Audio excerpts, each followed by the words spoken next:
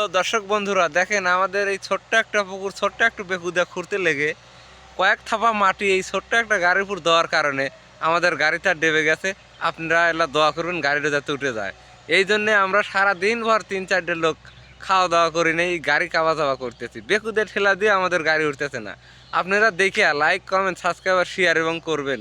না করলে কোনো আমার চ্যানেলটাই বাতিল হয়ে যায় ভাই। এই হিসাবে আমাকে আপনারা দয়া করবেন।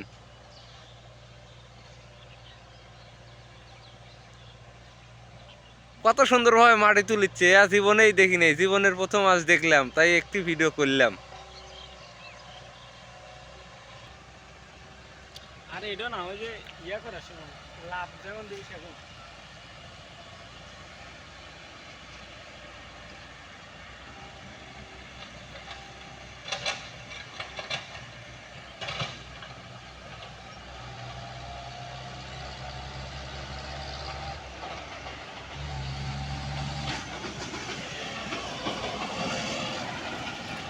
এই অবস্থা, ধীরে ধীরে ধীরে ধীরে